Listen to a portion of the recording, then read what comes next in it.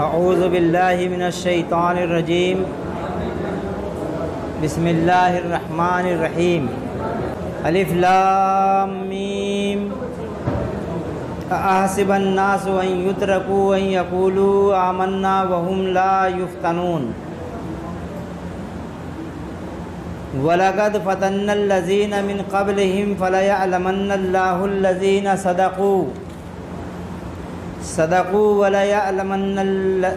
वलयअलमन्नल काज़िबीन अम हसिबल्लज़ीन यअमलून अस्सय्यिआति अन यस्बिक़ूना साअ मा यहकुमून सदक़ल्लाहुल अज़ीम। मोहतरम हज़रात, पहले दौर में जो बात आई वो ये थी कि क्या लोगों ने ये समझ रखा है कि वो बस इतना कहने पर छोड़ दिए जाएंगे कि हम ईमान लाए और उनको आज़माया ना जाएगा। हालांकि हम उन सब लोगों की आज़माइश कर चुके हैं जो इनसे पहले गुज़रे हैं।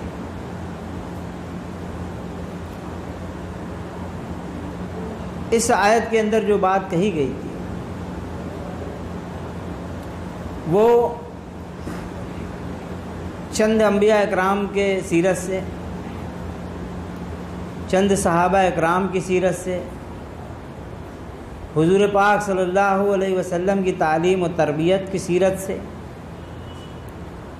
और आज तक उम्मत के अंदर ज़मीन के अलग अलग हिस्सों पे ऐसे लोग पैदा होते रहे हैं, उनकी सीरत से हमने मुख्तसरन आपके सामने ये बात रखी कि इस तरह अल्लाह रब्बुल आलमीन आज़माता है। और जो भी अपने दावे ईमान को इस ज़मीन के ऊपर ऐलान के साथ इख्तियार करेगा और अल्लाह रब्बुल आलमीन की वहदानियत का इकरार उस अंदाज में करेगा जिस अंदाज में सहाबा इकराम ने किया, तो आज़माइशें यकीनन उस शख्स की दामनगीर होंगी। लेकिन जो लोग उस मिशन ही को ना समझते हों तो उनका दावा ईमान भी वैसा ना हो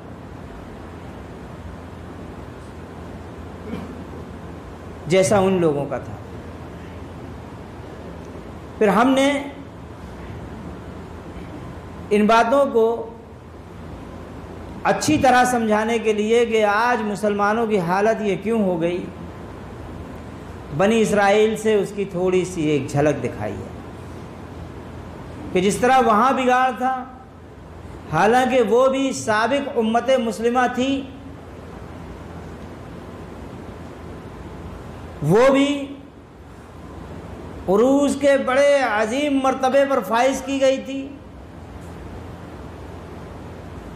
उसके ऊपर भी अल्लाह रब्बुल आलमीन ने ऐसे ऐसे इनामात किए जो दुनिया की दूसरी कौमों के लिए नहीं है और हुए ही नहीं। लेकिन जब उस कौम ने अल्लाह की किताब के साथ जुल्म किया, अपने रसूलों की सीरत को मस्ख किया और उन तालीमात को पसे पुस्त डालकर अपने नफ्स की ख्वाहिश के मुताबिक अपने दीन को ढाल लिया, तो फिर वो उम्मत ज़वाल पजीर हो गई। और यहाँ तक अल्लाह रब्बुल आलमीन ने उसको पहुँचाया कि उससे इमामत छीन ली गई, दुनिया के अंदर लानत कर दिया गया कि ये जहाँ भी रहेंगे लानत ज़दा रहेंगे, क़यामत तक के लिए इनके ऊपर लानत है। और वो इमामत का मनसब उम्मत मुस्लिमा को दिया गया। जो हुजूर पाक सल्लल्लाहु अलैहि वसल्लम की उम्मत है। और ये इमामत का मनसब इसको इसीलिए हासिल हुआ कि उस असल तालीमात को जो कुरान अजीम पेश कर रहा था उसके ऊपर वो उम्मत अमल पैरा हो गई। इसी के नतीजे में वो उरूज अल्लाह रब्बुल आलमीन ने उनको अता किया जो रहती दुनिया तक के लिए मिसाल है। हालांकि उससे पहले की ज़िंदगी का आलम उनका यह है कि वो बकरियां और ऊँट के चराने वाले लोग थे। अल्लाह रब्बुल आलमीन ने इस किताब के ज़रिए से उनको वहाँ पहुँचा दिया। लेकिन फिर यह उम्मत यहूदियों की तरह जब इस किताब पर जुल्म किया, इसको पसे पुस्त डाल दिया, इसके अहकाम को बदलने लगी, आयतों के गलत माने पहनाने लगी, शरीयत को तरीक़त में तब्दील कर दिया, अल्लाह रब्बुल आलमीन के हराम की हुई चीज़ों को हलाल करने लगी। और यहाँ तक कि ऐसे उलमा पैदा हुए इस उम्मत के अंदर जिन्होंने सूद जैसी कभी हराम चीज़ को भी हलाल बना दिया और हलाल ठहरा दिया। तो इस उम्मत का हाल भी वही हो गया। उसी तरह ये नीचे पटक दी गई, उसी तरह ये खाई में गिरा दी गई जैसे बनी इसराइल गिराई गई थी। अब अगर इस उम्मत को फिर उठना है तो अपने अखलाक और किरदार से ये साबित करना होगा कि ये दुनिया के अंदर सबसे बेहतर लोग हैं। दुनिया के अंदर रब्बे काबा के अहकाम को अपने ऊपर नाफिज करने वाले लोग हैं और दुनिया के अंदर ये रब्बे काबा की बड़ाई का ऐलान करने वाले लोग हैं। ये साबित करना होगा। और जब आप ये साबित करने उठेंगे तो वो तमाम तर चीज़ें जो हमने बताई कि आजमाइश आपके सद्दे राह होगी और बग़ैर मशक्क़त के बग़ैर आजमाइश के अल्लाह रब्बुल आलमीन की जन्नत आपको हासिल नहीं हो सकती। उसकी जन्नत इतनी सस्ती है ही नहीं कि आप ज़बान से सिर्फ कह दें ला इलाहा इल्लल्लाह और आपका अमल, पूरी ज़िंदगी का अमल इसके ख़िलाफ़ हो और उसके नतीजे में भी अल्लाह रब्बुल आलमीन आपको जन्नत दे। नहीं, वो तो आके रहेगी। अल्लाह ताला ने कहा कि जो लोग तुमसे पहले भी ईमान लाने वाले लोग थे उनको भी आजमाया गया, तुम्हें भी वैसा ही आजमाया जाएगा। और अल्लाह रब्बुल आलमीन को तो ये देखना ही है कि तुम में सच्चे कौन है और झूठे कौन। कैसे देखेगा अल्लाह ताला? कैसे अंदाज़ा लगेगा? अल्लाह ताला तो को ये देखना है।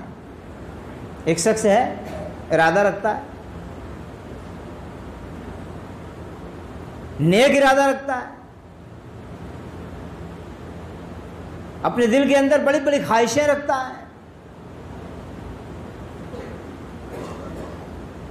इस्लाम पे मर मिटने की आरजू रखता है, लेकिन वो सिर्फ उसकी आरजू और तमन्नाएं तक हैं। तो इस आरजू और तमन्ना को दिल में पालने की वजह से अल्लाह रब्बुल आलमीन आपको अजीमुल मर्तबत नहीं बनाएगा। या कि एक शख्स है दिल के अंदर बुराई रखता है, बुरे मैलानात रखता है, बुरे ख्याल रखता है, तो उस ख्याल रखने की वजह से आपको जहन्नम में नहीं डाल देगा कि इसके दिल के अंदर ये बुराई के मैलानात थे, बल्कि वो देखेगा। उसके यहाँ मैलानात रखने से, दिल के अंदर ख्वाहिश रखने से फैसले नहीं होंगे कि एक शख्स का ईमान बड़ा मजबूत था, रासिखुल ईमान था, ये मोमिन के बाद मुजाहिद भी बनने वाला था, लेकिन बस था।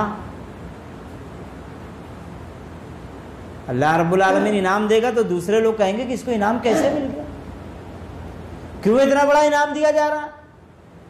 और अल्लाह रब्बुल आलमीन जब बताएगा कि इसके दिल के अंदर ये आरजू थी, ये तमन्ना थी, तो कौन यकीन करेगा? इसलिए अल्लाह रब्बुल आलमीन जो अमल उससे सरजद हो जाए उसके मुताबिक उस पर फ़ैसला करेगा। आपके अंदर दिल के अंदर आरजू है, तमन्नाएं हैं, तो वो देखेगा कि वो अमल ज़मीन पर सरजद हुआ कि नहीं, फिर फैसला फरमा देगा। गलत ख्यालात हैं, बुरे मैलानात हैं, वो बुराई और वो ख्यालात दुनिया के सामने ज़ाहिर हो जाएं, फिर फैसला होगा कि ये इतना बुरा था इसलिए इसके खिलाफ फैसला किया। अल्लाह ताला को ये देखना है। एक चीज़ तो ये होगी। फिर ये कि अल्लाह रब्बुल आलमीन इसके ज़रिए से जांचेगा कि तुम्हें सच्चे कौन है, झूठे कौन, खोटे और खरे को अलग कैसे किया जाएगा। उसके लिए सबसे ज़्यादा अहम चीज़ आजमाइश है। सारे लोग ला इलाहा इल्लल्लाह मुहम्मदुर रसूलुल्लाह का इकरार करने वाले हैं, सारे लोग अपने आप को मुसलमान कहते हैं,